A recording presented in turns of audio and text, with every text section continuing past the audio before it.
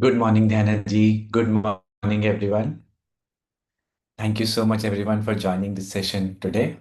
The topic of today's session is the power of sound. And as always, we welcome your questions, especially after Dhyana ji has given a short excerpt on this topic. Then we would know what the topic is, and if the questions are related to topic, she will be happy to pick them up. So welcome once again. Dhyana ji, we would request you to start us with a prayer. Thank you, Natindra, and welcome everybody. Let's start with the prayer. Heavenly Father, Divine Mother, friend, beloved God, great gurus, Jesus Christ, Babaji Krishna, Layadi Mahashaya, Swami Shri Yukteswarji, beloved Master Paramhansa Yoganandaji, saints of all religions, beloved Swamiji, we bow at thy feet. We ask thy blessings to help us to be ever more attuned with thee, with Om, with thy vibration, with thy cosmic sound. We want to know thee. Bless our efforts and bless our class today. Om Shanti Shanti. We have a song and then an excerpt from a talk by Swamiji on this wonderful topic of the power of sound. Welcome again, everybody.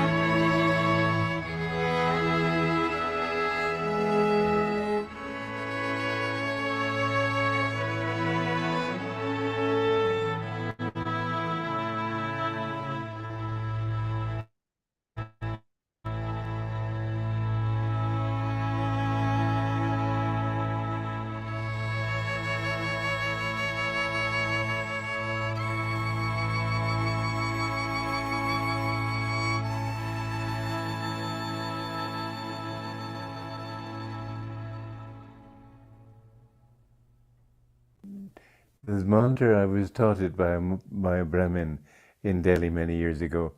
Om Bhur Bhuvaha Swaha Om Tat Savitur Varaniyam Bhargo Devasya Dhimahi Dhiyo Yo Prachodayat Om.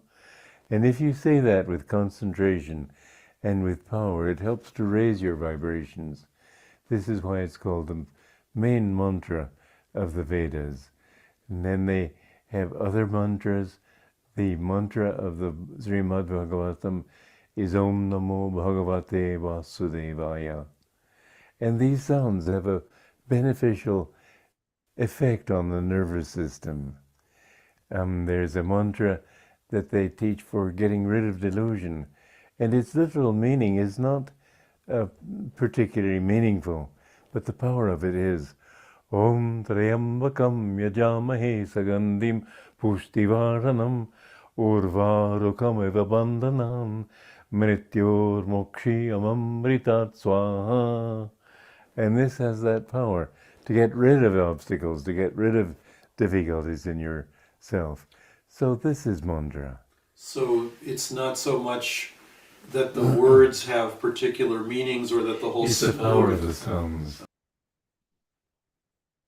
Wow, it's great to hear Swamiji chanting those mantras, and also that beautiful piece from Life is the Quest for Joy that was played earlier. I'd like to start with a couple of readings. I got this from the internet on the power of sound. Of all healing types, vibratory healing is of the greatest importance. Scientifically understood and applied, vibratory healing through chanting and affirmation has the effect of sending a volley of energy down through the nervous system, healing diseased tissues of the mind, body, and soul. Thus, chanting may be used both in self-healing and healing others. It is also found that sounds, as in chanting, will cause the left and right hemispheres of the brain to synchronize. And another, it's also can oxygenate and calm the brain, reducing also heart rate and blood pressure. Finally, and chanting creates a means of directly accessing higher states of consciousness. This is such an important topic, and one that we need to really listen to and apply in our lives. Many people say, oh, I don't like music, I can't sing, I can't play anything, and so it's okay. But it's not okay, because this is really a big part. Master said chanting's half the battle. It's a big part of our path. Now we're listening to sounds all the time. We're listening to the sounds of some that aren't so pleasant, the traffic, the honking, the barking of the dogs, or whatever those sounds are. We also listen to pleasant sounds where our ears are always open. We're listening to sounds, maybe the wind and the trees. We're listening to the sounds of the birds. We listen to the sounds of many things all around us, and some unpleasant, some pleasant. And then there are sounds that are very powerful, like what we just heard from Swamiji, sounds that uplift, sounds that are purifying, sounds that change your consciousness, sounds that expand you, sounds that lift your awareness up to the seat of higher consciousness. And those are the sounds of chants or mantras, as we just heard. And so those sounds also inwardly, we're hearing sounds. We're hearing the Om sound when we do the Om technique. As we do Hong Sa, that's a mantra. We're hearing inwardly that sound of Hong and Sa, and repeating that in our minds. And so then we're playing chants as well. And so there are all kinds of sounds we're tuning into, and we want to try to tune in to higher vibrational sounds. Now, Master said that sound is very powerful and can change your consciousness. And we have to ask, now, why did Master have people that his talks, he brought out a harmonium, he had people chanting, he had people chanting for a long time. He had people chanting for a whole hour and a half, one chant. And what happened? People were uplifted. Some people were healed from things that were wrong with them, ailments. And whatever, but people were uplifted in the light. People had an experience of God. They broke through the worries, the doubts, the fears, heavy energy, negativity, low energy. This is what sound can do, particularly the sounds that we're hearing as we chant. And we have to ask, why did Swamiji, why did he write so many pieces of music? He wrote chants, he wrote music. That piece that you heard, he wrote that. He wrote uh, music for small groups to sing, choirs to sing. He had people singing all the time. And when I first got to Ananda, he asked me, "Can you sing?" Now, he didn't need me to sing. I needed to sing. And first I said, "No, I can't sing." He said, "Well, get in the choir anyway." So it was an important and is an important part of our path to feel the vibrations. Now, his music was attuned to the vibration of Om. You feel it when you sing, you feel uplifted, you don't feel heavy, want to start just bowing down, crying, whatever. You feel a wave of upliftment. And so the music, why did he write it? Not for himself. Let's not get it wrong. He didn't write because he liked to write music. He wrote that music for us to sing, for us to listen to, for us to absorb, for to help us get in attunement with our ray, with our level, our guru's vibrations, with God's vibrations. It's music to uplift, to heal, to purify, to change our level of consciousness and help us to have an experience of God. When I was just listening to that music, I just was so, I felt tears coming to my eyes. I felt so uplifted and cleansed. It was 2 minutes or 3 minutes, maybe. And you can just feel that vibration that Swamiji tuned into. Now, when I changing our consciousness, when I grew up with music that was not very wholesome. It was the popular music, jazz and whatever it was. It was played in our house all the time. And we as kids would sing it, dance to it, whatever, whatever, but it wasn't uplifting at all. It had an effect on you, just like music today. It has an effect. Those sounds are affecting your nervous system, it's affecting your brain, it's affecting the cells of your body. And if you have the sounds that are uplifting, that are cleansing and all, then you will feel uplifted. So I after a while, I thank God, in my school there was an orchestra, and I started playing the violin. And the violin was so wonderful. I didn't know what the violin did to one. I mean, I just was playing it because I liked it. And I didn't even, for a while, didn't play hardly well at all. My parents would say, "Oh, no, she's brought back home the violin," because I didn't have a violin. I had to rent it from the school. But what did the violin do? It started making me feel uplifted. I wasn't on the path. I was in the fourth grade, but I started feeling my heart opening. I couldn't put my finger on that, but I loved playing. Then I played the cello, and I loved that even more. And I just felt like this is really, when I grew up, they kept saying this is soul music. I thought this can't be soul music. When I got into classical, I thought this is soul music, meaning it affects your soul. Then I got to Ananda and heard those sounds and that music. And Swamiji had a tanpura, and then he had a harmonium he would play. I mean, he would just not had them, he played them. He had a gong he would play. He had kirtals he would have us playing. He had all kind. He had the tabla. I mean, I just said, "Whoa!" And we were chanting, and I said, "This is really soul music." And Swamiji's music that we sang and that we played was soul, is soul music. It touches the soul. And then I started playing the esraj just recently, and now I have many instruments. I have a gong and here and kirtals and a harmonium and tanpura and the small tanpura, and of course the esraj. And the esraj, when I started playing that, those sounds, I thought these were the sounds. This was the sound I was looking for. These were the strings I was looking for, and the violin and the cello. This sound, so cleansing and so ancient and so completely transforming of one's consciousness. And so that music, and I play most days, and I just feel it just opens you right up. And then you can meditate. Boom.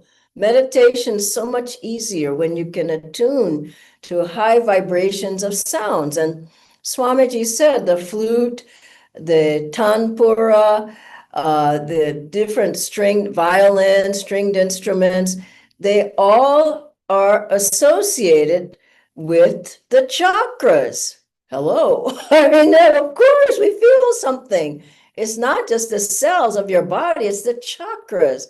And as you hear that music and play that music and listen to the music and sing the music, you begin to feel, especially I'm talking about the instrumental pieces now, the instrumental music. And a friend of mine just told me that there was someone who had come into his home, and he had the gong and the vibrations of the people moving things in and out. He said the vibration was not very good. So soon as they left, he just went and started playing the gong.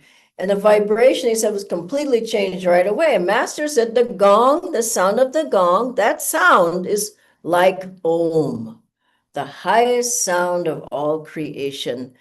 And and he said one other thing, that the drum, the Indian drum particularly, there's various drums, but he said that that sound helps to break up the karma in the spine. Master said that. And so as we hear the different Indian drums, it's like, why do you feel so uplifted with it? Because it's breaking up the blockages that hold you back from feeling joy, from feeling peace, from seeing light, from feeling uplifted, from feeling super conscious. And so these instruments and the music, singing, playing, whatever you can do, get something, and at least get on Radio Ananda and listen to the songs. Play it in your car, play it when you're taking a walk, play it in your house, and sing along. And you'll find that it really opens a doorway, these sounds, the music, for you to make very much more progress in the spiritual path, in your spiritual life. Now I'll ask Natindra to join me on the screen, and we have some questions, and you may have questions yourself as well. Thank you. Thank you so much, Dhyanaji, for the introduction. And it's really heartening to see your journey from popular music to jazz to the cello and now playing master's chants on an Esraj. So it's a huge blessing to be with you around. Love it. Yeah, and that's all I play. I told my music teacher I don't want to learn any ragas.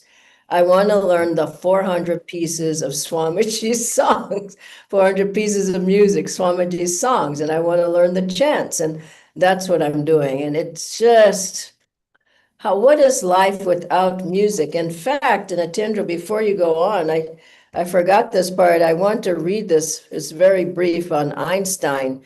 At the height of Albert Einstein's popularity, the public knew him not only as the world's foremost physicist, but also as an enthusiastic, sometimes violinist. Incredible, isn't it? Einstein himself seems to have favored the musical part over the other parts. Life without playing music is inconceivable for me, he said once. I live my daydreams in music. I see my life in terms of music. I get most joy in life out of music. And it says the famous scientist never traveled without his beloved violin. That's an incredible thought, that his discoveries were coming out, perhaps, of the music that he was playing. It uplifted his consciousness and awakened his awareness. Really amazing thought to contemplate. So, Nitendra, you have some questions? Yes, Dhyanaji, and inspired by you, I have all the instruments around with me here as well.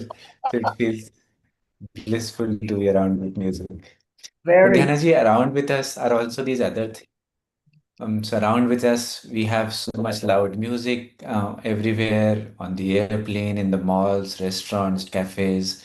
And it's hard to get away from this outside world's sounds and music.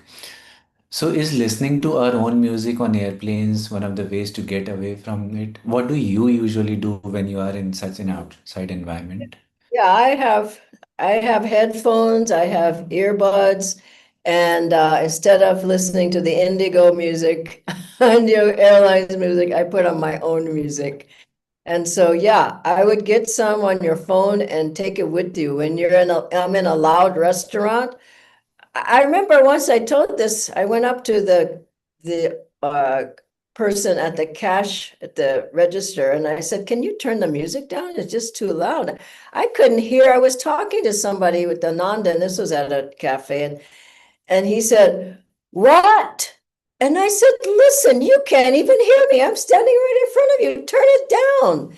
And so that when the music is so loud, either don't go there or put on earbuds if you're studying or whatever, and just change the vibe your own way. Put on your own music whenever you can. Our music. Thank you so much, Dhanaji. The next one, Dhanaji, is that do plants and animals also respond to sound?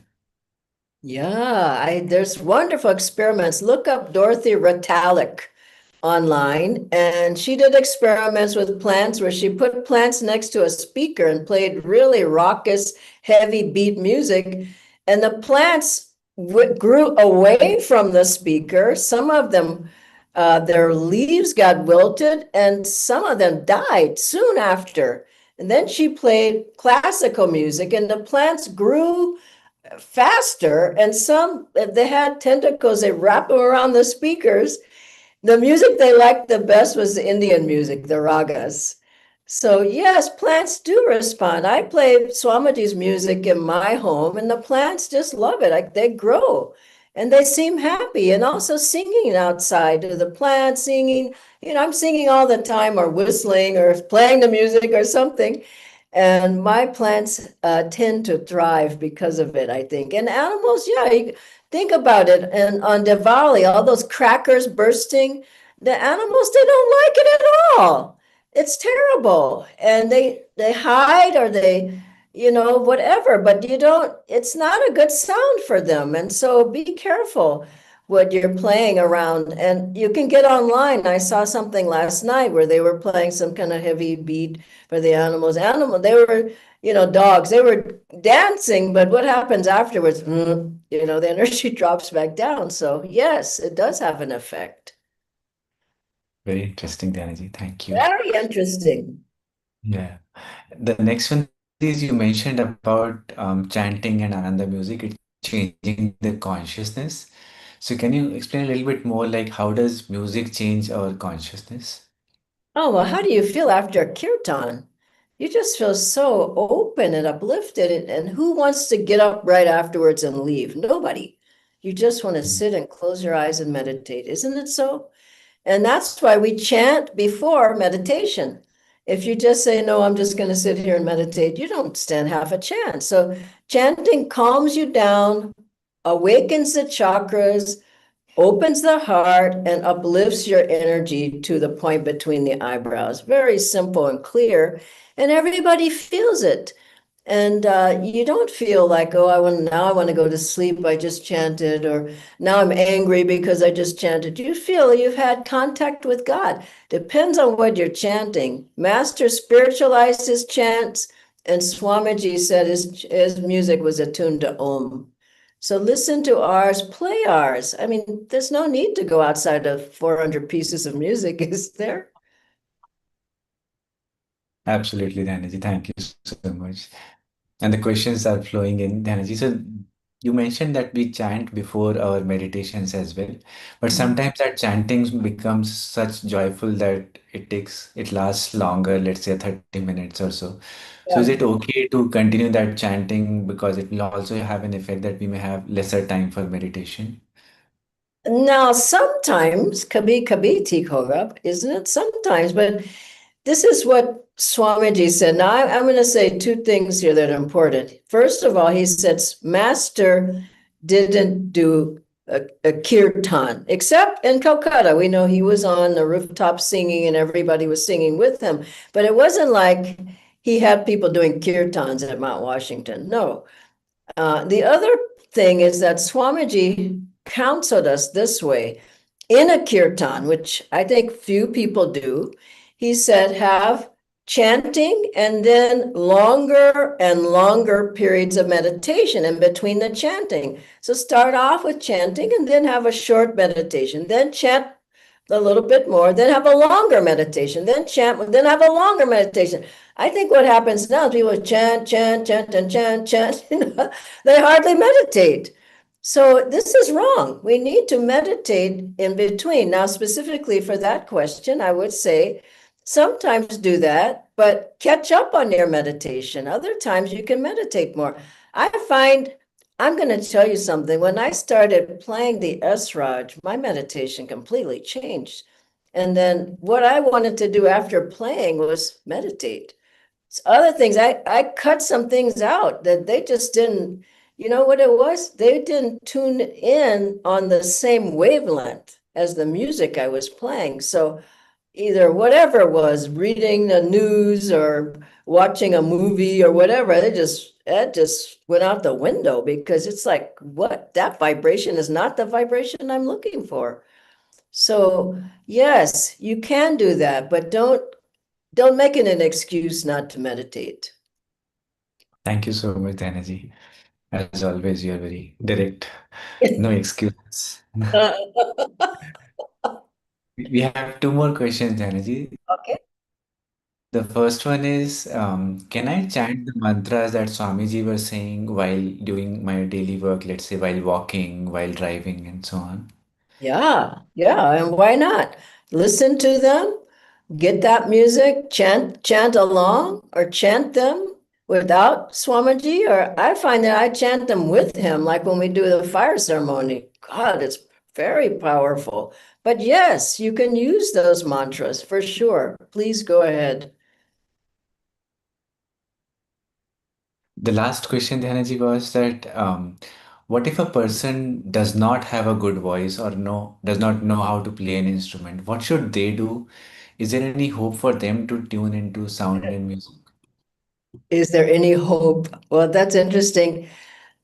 I'm going to tell you something. My voice has changed since I came on the path.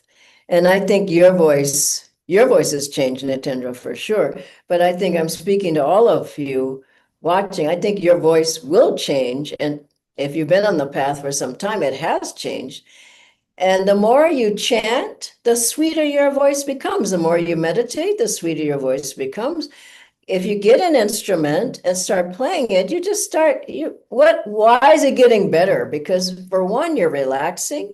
For two, your consciousness is uplifted. For three, you're having some taste or touch from the divine. And also you're using your voice in a good way instead of hello, hello, and the sweetness starts coming out because you're meditating and because you're chanting and because you're praying and you're chanting Om and sending out healing vibrations. And so there is certainly hope. And I would say, finally, recommending to people, get a teacher if you really feel like you just can't hit any note. Get a singing teacher. Learn how to sing. Swamiji took lessons for some years. You probably remember the story of him taking lessons. And then finally his teacher, after 6 months, says, that note, that's how all your notes should sound. And so it takes some practice. I'm still taking lessons, not in singing, but in music. I took violin lessons, I took cello lessons. You can't just start banging on a drum like a tom-tom. And you can't just start playing any note you like. Take classes, take lessons, and then you'll find that you really do improve. So it's not go as you know, it's like get some classes, and you'll find that you can sing much better, you can play much better. And also the people around you, they feel better. If you're getting leading a kirtan, or you need to get it right. It's not time to practice at the kirtan, or you're leading a meditation. So work on it. I mean, I would say if you're chanting for events or programs or kirtan, you should be chanting a lot, like every day. I play every day mostly, unless I'm just traveling and I can't, but because if I play every day in the Esraj, and that's my musical instrument right now, it just sounds so sweet. If I miss a lot of days, it's just not there. And as I play, I'm changing my consciousness and it's getting uplifted. So I hope these thoughts are helpful to all of you. And I hope you will sing, you will chant, you will get an instrument. Harmoniums are a wonderful instrument to start with, and let those sounds change and uplift your consciousness. Joy to you. And thank Thank you you. so much, Dhyanaji. We also have Dhyanaji people on the screen. They want to wish you. Dhyanaji has finished 21 years of seva at in Ananda, India. And thank you so much, Dhyanaji, for this. And we all would want to just wish you here if you will look at Is the screen. it? Thank you. I'm not seeing anybody yet. Maybe you need to change the view. If Govind is here, he could change the view so that I see a lot of people on the screen. Oh, is it? Oh my gosh. I can see people now. Hi, everybody. So good to see you all. Same here, Dhyanaji. I wish you a very happy 21st anniversary. Thank you, everybody. It's very special for me. Honestly, I can't really believe I've been here that long. It went by so fast. But India is my home. I'm staying here. I'll be here. Hopefully all the rest of my days. So thank you all, and God bless you. Thank you. Thank you, Dhyanaji. Thank you, Thank everyone. you so much. Thank you. Thank you, Dhyanaji. Blessings, Dhyanaji. 321. Bye, everybody. Thank you, Dhyanaji. Bye. Thank you, Dhyanaji. Thank you, Dhyanaji. Thank you so much. आपका मेरा तो बुढ़ापा चल रहा है वो घुटने का दर्द वर्द जाता थोड़ी है ऐसे ही से करते रहो और तुम्हारे पास कौन सोता है तो आपको बीबी घर में है या यही है और बहादुर कौन सोता है उधर जगह है अच्छा बड़ा बड़ी दोनों है उसकी बीवी तो है